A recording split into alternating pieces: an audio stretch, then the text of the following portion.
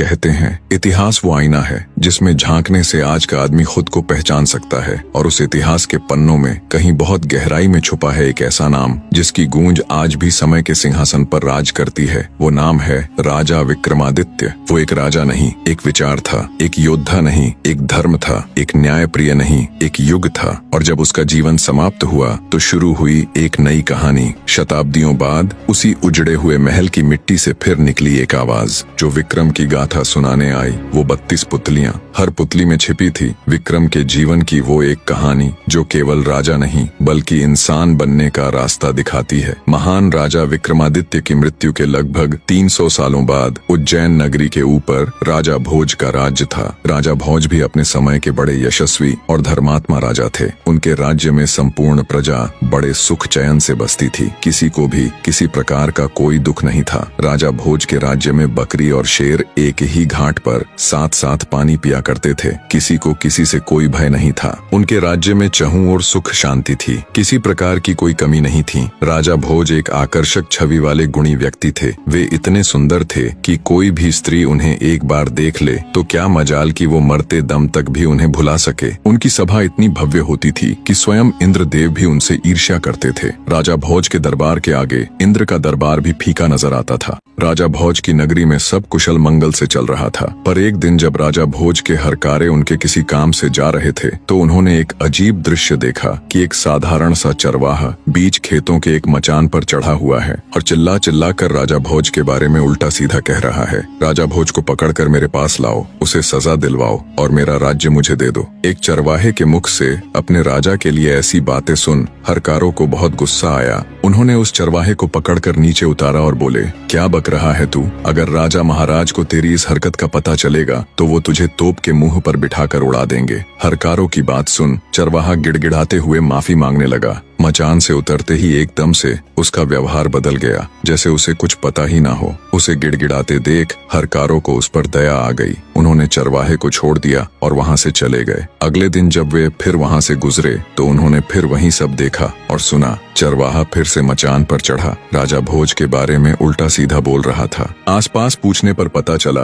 वो खेत किसी कुम्हारिन का था। जब भी वो अपने खेत में कोई फसल उगाती तो पूरे खेत में बहुत अच्छी फसल होती, पर उस मचान वाली जगह पर एक पौधा तक नहीं उगता था। आखिर कुम्हारिन ने उस जगह पर एक ऊंचा सा मचान बनवा दिया ताकि इसके ऊपर चढ़कर खेत की रखवाली की जा सके। चरवाहे के बारे में पूछा तो पता चला कि वो एक साधारण सा चरवाहा है, पर पता नहीं क्यों जब भी वो इस मचान यानी चबूतरे पर चढ़ता है तो इसी प्रकार की बातें करता है और नीचे उतरते ही उसका व्यवहार बिल्कुल सामान्य हो जाता है। ये सब जानने के बाद राजा भोज के हरकारों को बड़ा अजीब लगा। उन्होंने राजमहल जाकर ये सारा किस्सा ज्यों का त्यों राजा के सामने कह सुनाया। सारी बात सुन राजा भोज को भी बड़ा अचरज हुआ। हमारे राज्य में तो सब लोग सुख शांति के साथ रहते हैं, फिर वो चरवाह ऐसी हरकत क्यों कर रहा है? जरूर इसके पीछे कोई तो बात है। हरकारे बोले, महाराज हमें तो लगता है उस मचान में ही कोई गड़बड़ है, क्योंकि जब भी वो चरवाहा उस पर चढ़ता है तो ऐसी बातें करता है, लेकिन जैसे ही वह नीचे उतरता है फिर से साधारण मनुष्य बन जाता है। सब जानने के बाद आश्चर्य के साथ राजा भोज बोले, अगर ऐसा है तो तुम मुझे तुरंत वहाँ ले चलो, मैं अपनी आंखों से ये सब देखना चाहता हूँ। राजा भोज ने अपने सैनिकों और दूतों को साथ लिया और कुछ ही समय में उस रहस्यमयी चबूतरे के पास जा पहुँचे और उससे थोड़ी दूरी पर छिपकर खड़े हो गए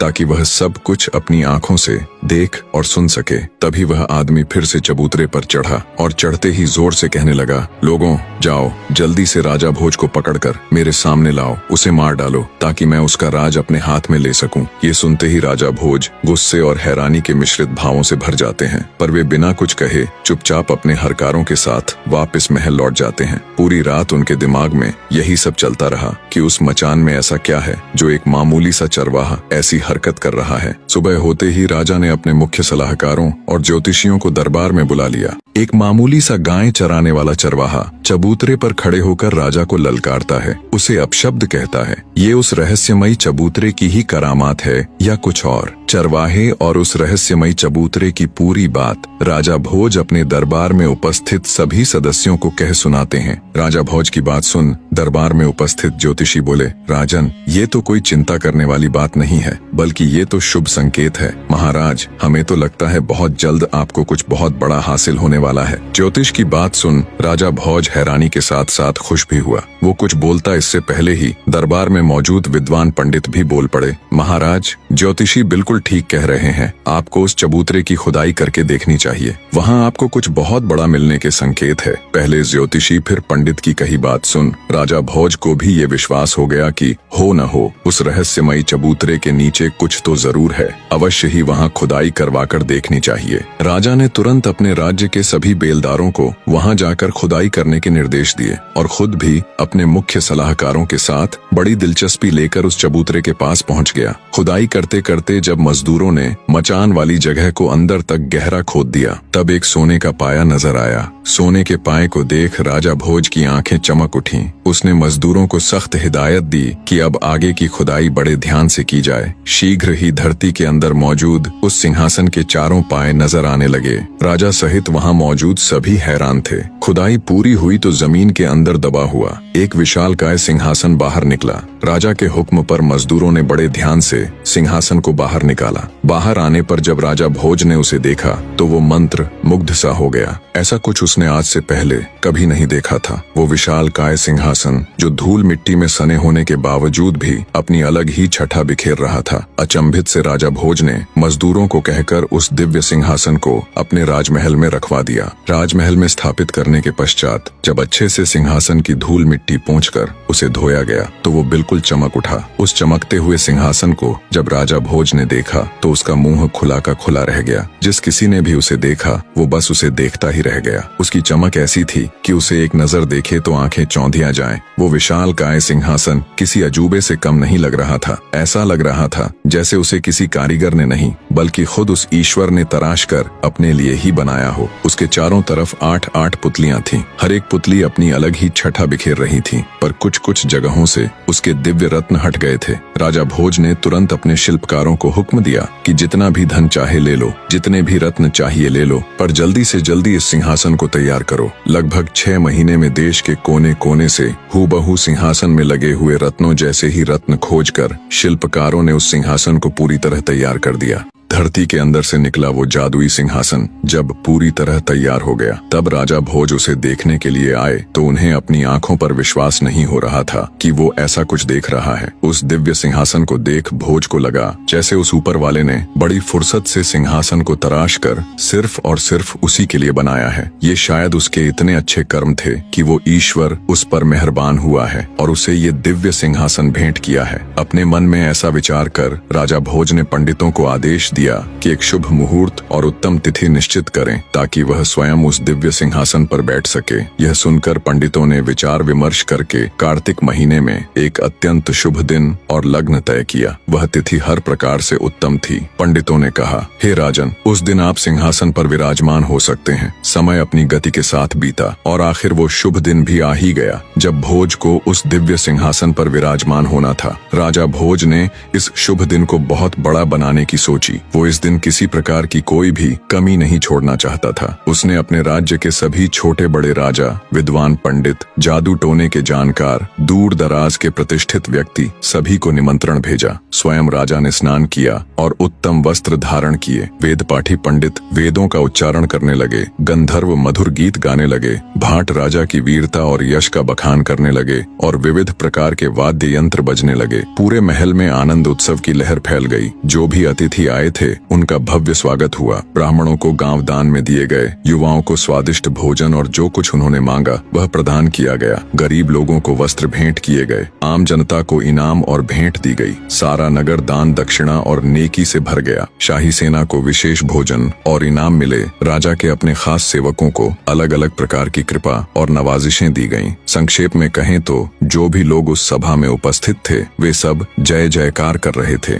नगर के छोटे बच्चे से लेकर बूढ़े तक, गरीब से लेकर अमीर तक सब राजा भोज की कृपाओं से खुशी से झूम रहे थे। सभा के बीचों बीच वह दिव्य सिंहासन स्थापित था। राजा भोज अत्यंत प्रसन्न मन से भगवान श्री गणेश का स्मरण करते हुए सिंहासन के पास जाकर खड़े हो गए। जैसे ही राजा ने सिंहासन पर चढ़ने के लिए अपना दाहिना पैर बढ़ाया, तभी सभी पुतलियां खिलखिलाकर हंस पड़ीं। सिंहासन में लगी निर्जीव पुतलियां हंसी। ये किसी अचंभे से कम नहीं था। कुछ समय पहले जहां नाच गाना राग रंग हो रहा था, वहां एकदम से घोर सन्नाटा पसर गया। सबके मुंह भारी आश्चर्य से खुले के खुले रह गए। किसी को भी समझ नहीं आया कि ये हुआ तो आखिर हुआ क्या। राजा भोज भी एकदम सन्न पड़ गए, मानो पत्थर के बने हों। उनका मुंह पीला पड़ गया और गला एकदम सूख गया। घबराहट और शर्मिंदगी के मिश्रित भावों ने उन्हें घेर लिया। उनके आश्चर्य की सीमा नहीं थी। मारे शर्म और भय के राजा भोज तो जैसे धरती में घुसे जा रहे थे। आगे बढ़ाया हुआ अपना दाहिना पैर उन्होंने तुरंत पीछे खींच लिया। बिना सांस मांस की पुतली जब खिलखिलाकर हंसी तो मारे भय के राजा भोज का रंग उड़ गया। पूरी सभा में घोर सन्नाटा पसर गया। राजा भोज ने किसी तरह साहस जुटाया और सिंहासन पर बनी पुतलियों की तरफ देखते हुए बोले, तुम सबने ऐसा क्या देखा जो तुम यूं खिलखिलाकर हंसी? क्या मैं बलशाली राजा गज का पुत्र यशस्त्री नहीं हूँ? क्या मैं क्षत्रियों में कायर हूँ? क्या मैं निर्बल या नपुंसक हूँ? क्या मैं निर्दयी हूँ? क्या मेरी प्रजा मेरी आज्ञा नहीं मानती? क्या मेरे दरबार में योग्य पंडित नहीं है? क्या मेरे राज्य में पद्मिनी जैसी गुणी और सुंदर स्त्रियां नहीं हैं? क्या मैं राजनीति का ज्ञाता नहीं हूँ? क्या मैं कभी किसी सभा में अपमानित होकर बैठा हूँ? आखिर ऐसा क्या कारण है जो तुम सब मुझ पर यूं हंसी? कृपया मुझे बताओ। राजा की यह स्पष्ट और आत्माभिमानी बात सुनकर सिंहासन पर बनी उन पुतलियों में से रत्नमंजरी नामक प्रथम पुतली सिंहासन से निकलकर मानव रूप में राजा भोज के सामने प्रकट हो गई और बोली, हे राजन, मेरी बात ध्यान लगाकर सुनो। मैं तुम्हें एक कथा सुनाने जा रही हूँ। जो भी बातें तुमने अपने विषय में कही वे सब ठीक हैं। तुम्हारा तेज तो सूर्य से भी अधिक अग्नि की ज्वाला के समान है, परंतु इन सब का इतना भी घमंड मत करो, क्योंकि ये कोई साधारण सिंहासन नहीं है। तुमने अपने मन में न जाने क्या सोच लिया है। बस थोड़ी सी शक्ति और वैभव पाकर तुम अहंकार में डूब गए और अपने वास्तविक स्तर को भूल बैठे। सिंहासन पर बैठने से पहले तुम ये अच्छे से जान लो कि जिस राजा विक्रमादित्य का यह सिंहासन है, तुम उसके एक बाल के बराबर भी नहीं हो। उसके दरबार में तुम जैसे राजा केवल सामान्य नौकरों के समान ही थे बस। प्रथम पुतली रत्नमंजरी की बात सुन पहले से ही खार खाए राजा भोज का गुस्सा 7वें आसमान पर जा पहुंचा। वे भड़कते हुए बोले, अगर ऐसा है तो फिर मैं इस सिंहासन को अभी नष्ट करवाकर फिर से धरती में गड़वा दूंगा। राजा भोज के इतना कहने पर रत्नमंजरी कुछ कहती। इससे पहले ही सभा में मौजूद राजा भोज के कुल पुरोहित यानी उनके गुरु वर्षाचारी बोले, राजन, आपका यह व्यवहार न्याय से बहुत दूर है। पहले पुतली की बात ध्यान से सुनिए, बाद में जैसी आपकी इच्छा हो फैसला ले लीजिएगा। कुलगुरु की बात सुन राजा भोज कुछ शांत हुए और बोले, ठीक है, मैं भी तो जानूं आखिर सच्चाई क्या है। तब पुतली रत्नमंजरी बोली, मैं क्या कहूँ राजन, यदि केवल इन गुणों को ही मापदंड मान लिया जाए तो तुम जलकर भस्म हो जाओगे। जब तुम विक्रमादित्य की संपूर्ण कथा सुनोगे तब तुम्हें खुद पर लज्जा आएगी और तुम जिस जीवन को महान समझ रहे हो तुम्हें ये तुच्छ लगने लगेगा।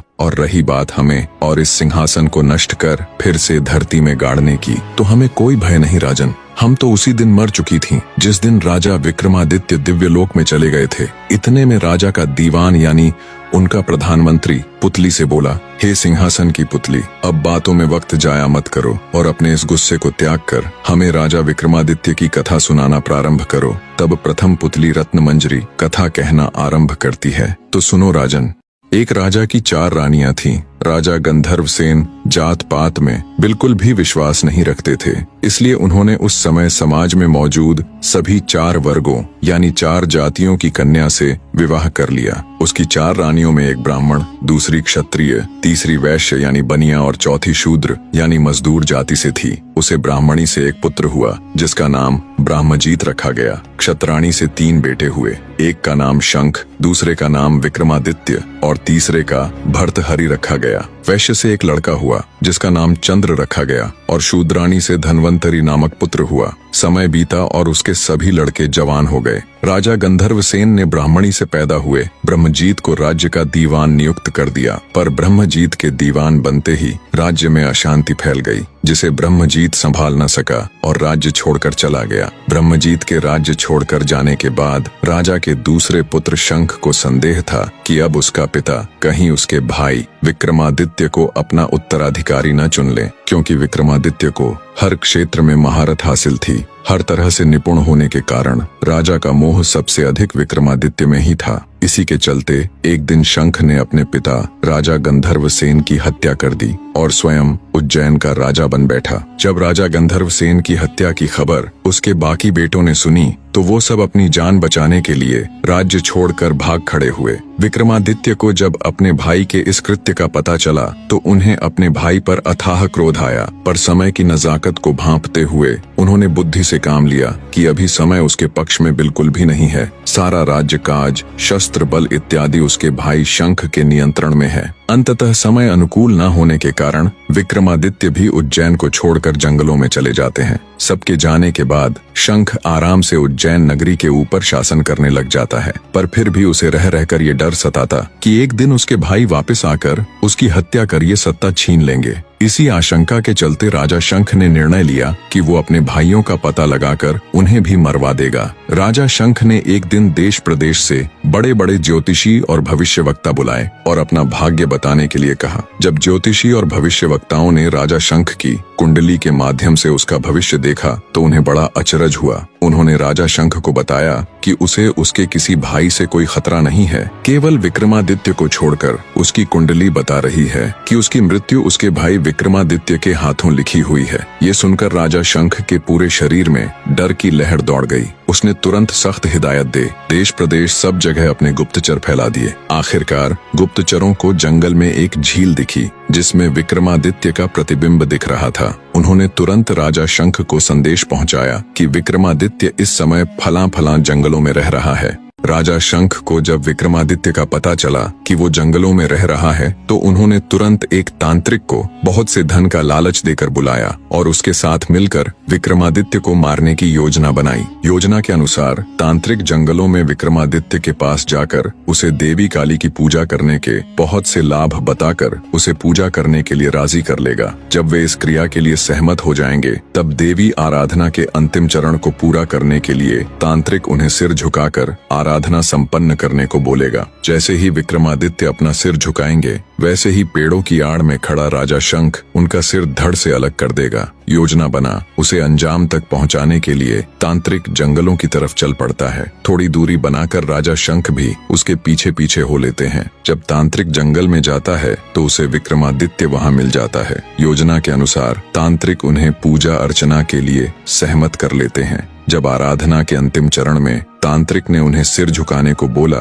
तो विक्रमादित्य को कुछ संदेह हुआ। उन्होंने इशारा कर पहले तांत्रिक को ये क्रिया करके दिखाने के लिए कहा। जैसे ही तांत्रिक ने उसे दिखाने के लिए अपना सिर झुकाया तो रात के अंधेरे में आड़ में छिपे राजा शंख को लगा यही विक्रमादित्य है। वे फुर्ती के साथ निकले और अपनी तलवार के एक ही प्रहार से तांत्रिक की गर्दन धड़ से अलग कर दी। खतरे के अंदेशे से पहले से ही तैयार खड़े विक्रमादित्य ने झट से शंख की तलवार छीनकर उस पर अपनी पूरी ताकत से प्रहार किया। परिणाम स्वरूप शंख का सिर धड़ से अलग हो धरती पर जा गिरा। इस तरह विक्रमादित्य ने अपने पिता की हत्या का बदला ले लिया। शंख को उसके कर्मों का फल देने के बाद विक्रमादित्य उज्जैन लौट आए और राज्य को संभाल लिया। वह एक सदाचारी, न्यायप्रिय, दानी, उदार व लोकप्रिय राजा थे। उज्जैन की जनता उनके जैसा शासक पाकर धन्य हो गई। एक बार राजा विक्रमादित्य शिकार के लिए एक जंगल में गए हुए थे। वहां एक हिरण का पीछा करते करते वे बहुत दूर निकल गए और रास्ता भटक गए। घूमते घूमते वे एक महल के सामने जा पहुंचे।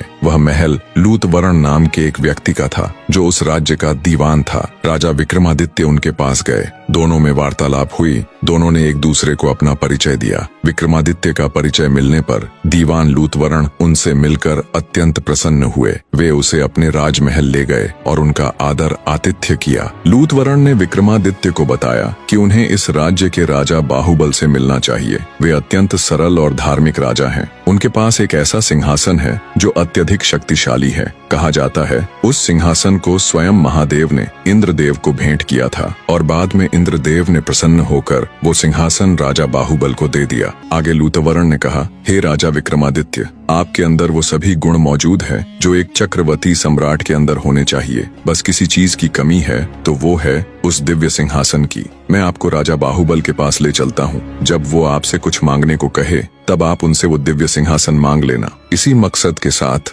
विक्रमादित्य और लूतवरण दोनों राजा बाहुबल के पास जाते हैं। तब राजा बाहुबल भी विक्रमादित्य से मिलकर अत्यंत प्रसन्न हुआ और बोला, विक्रमादित्य, तुम संपूर्ण भारत में इकलौते ऐसे राजा हो जिसने इतने कम समय में इतनी प्रसिद्धि हासिल कर ली कि अब देश के कोने कोने में लोग तुम्हें जानते और चाहते हैं। राजा बाहुबल ने भी राजा विक्रमादित्य का शानदार आदर आतिथेय किया। कुछ दिन सम्मान के साथ राजा विक्रमादित्य राजा बाहुबल के अतिथि बनकर रहे। फिर एक दिन जब विक्रमादित्य ने राजा बाहुबल के आगे वापस उज्जैन लौटने की इच्छा जाहिर की, तब राजा बाहुबल ने उन्हें कोई भेंट मांगने का अनुरोध किया। राजा विक्रमादित्य तो इसी अवसर की तलाश में थे।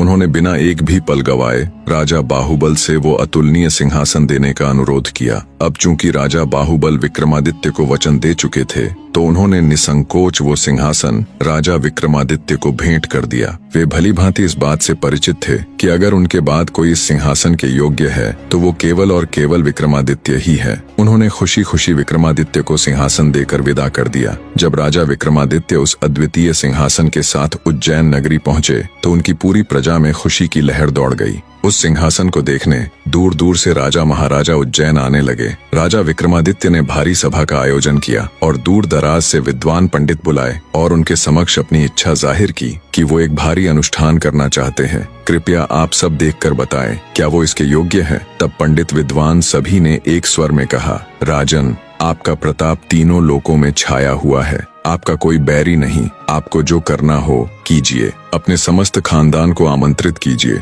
1.25 लाख कन्यादान और 1.25 लाख गायें दान कीजिए। ब्राह्मणों को धन दीजिए और जमींदारों का 1 साल का लगान माफ कर दीजिए। इतनी कथा सुनाकर प्रथम पुतली रत्न मंजरी बोली, हे राजा भोज, आपने अगर कभी ऐसा दान किया है तो आप सिंहासन पर अवश्य बैठें। पुतली की बात सुनकर राजा भोज का अपना सा मुंह हो गया। उन्हें खुद पर बहुत लज्जा आई। वे दरबार में उपस्थित समस्त राज्यसभा सदस्यों से बोले, आज का दिन तो गया, अब तो कल ही सिंहासन पर बैठेंगे। इस तरह सिंहासन बत्तीसी की प्रथम पुतली ने राजा भोज को सिंहासन पर नहीं बैठने दिया। अब बारी थी दूसरी पुतली चित्रलेखा की। कहानी के आगे का भाग भी बहुत जल्द विद इन वीक आप सबके सामने होगा। धन्यवाद मेरे प्यारे दर्शकों।